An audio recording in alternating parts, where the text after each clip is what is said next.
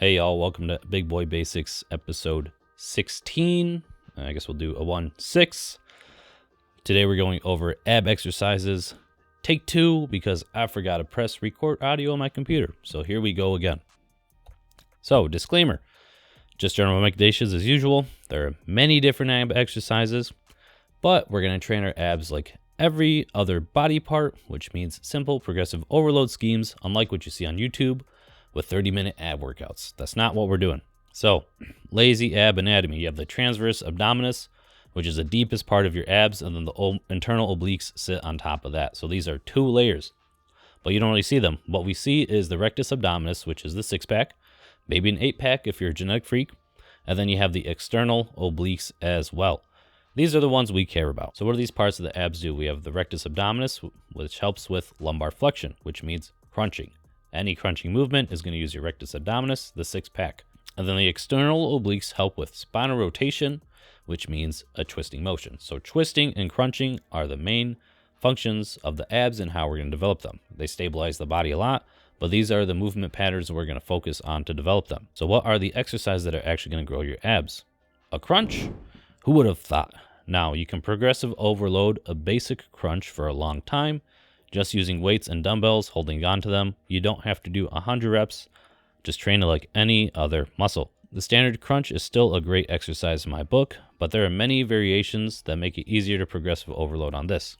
But I would just choose one and keep it consistent. For example, if you have a crunch machine, it's a great alternative since you have the weight stack instead of the dumbbells, which you'll need to hold on to, or a weighted plate. One I've really been enjoying again is the cable crunch as well. But I'm really focusing on rounding my back with the cable crunch instead of just using my body to bring the weight down. I find the attachment that puts my hand in a neutral position is the most comfortable. Now, if you also have a decline bench at your gym, this is also a great way to hit your abs in a crunching motion, but to also have your feet locked in.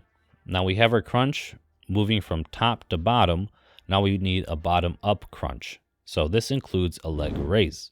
If you're just starting out in the gym, maybe just start out with the lying leg raise. But as you get into higher reps, let's say about 20, you'll want to move on to something else, which is where the captain's chair comes in. Gives you back support, and you could do knee raises or leg raises. But with the raises, try to focus on curling the bottom part of your abs instead of just raising up your legs, and you'll better target your abs. When these get too easy, move on to a harder variation, which is the hanging leg raise. You can start with your knee. Try to focus on locking yourself into position while holding on the bar so your body isn't swaying, which will take a lot of core strength already. Then focus on curling your legs upwards for the knee raises. If you need it harder, do the leg raises after, and then if you need it even harder, work on your toe to bar raises. And then, if you even make it there for let's say 20 reps, you can start doing and placing dumbbells in between your feet and doing reps that way. You will do this variation for a long time, so I wouldn't really worry about any other variations till like 10 years down, okay? So we did a top-down motion, a bottom-up motion. Now we need a twist. So first, let's do some cable chops. Make sure you really lock in your hands in front of you, and you're using your core to twist the weight over. You're not trying to pull it over with your arms. Really lock in your arms and use your abs to twist. Do one side, then do the other side, and the weight stack makes it really easy to progressive overload with. If you don't like the cable variation, you can do a Russian twist with dumbbells instead, seated on the floor like I am here. Or you can do it on the declined bench as well with your feet locked in. I like to try to stay slow and controlled on these and work my way up in reps before I add more weight.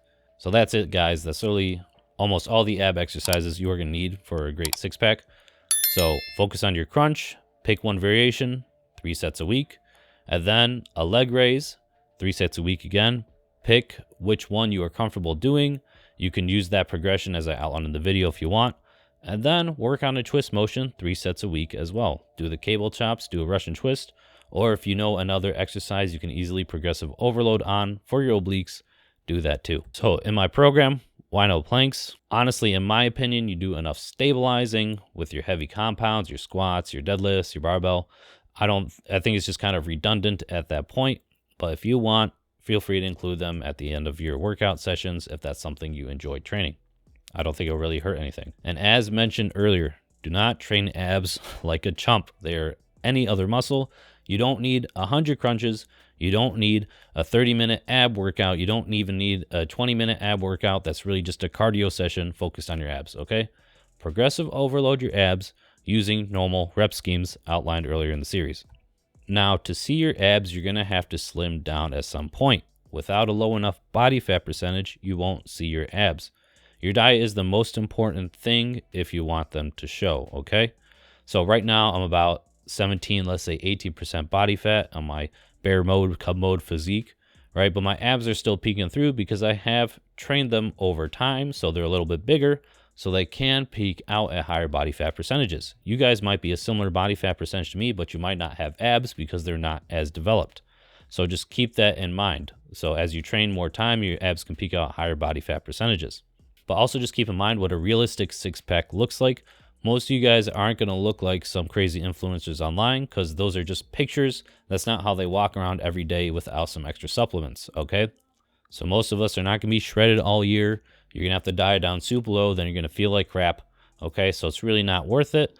So just get your expectations right for what a good six-pack might look like. A healthy one you can maintain, probably around 12 to 15% body fat. I think that'd be good for most people, especially if you're not an influencer, if you're not on this space, if you're just a normal guy. I don't see the point in dieting down and then feeling like shit. It just doesn't make sense. So that's it for all the exercises in the Big Boy Basics. Next, we're going to go over the program, how I actually program all these in a nice, efficient way, and a 3-day full body split. For all you guys that enjoyed these and watching, I appreciate all of you. Feel free to comment down below any questions you have or anything you'd like to see in the final video of the series. Looking forward to talking to everyone in the comments. Peace.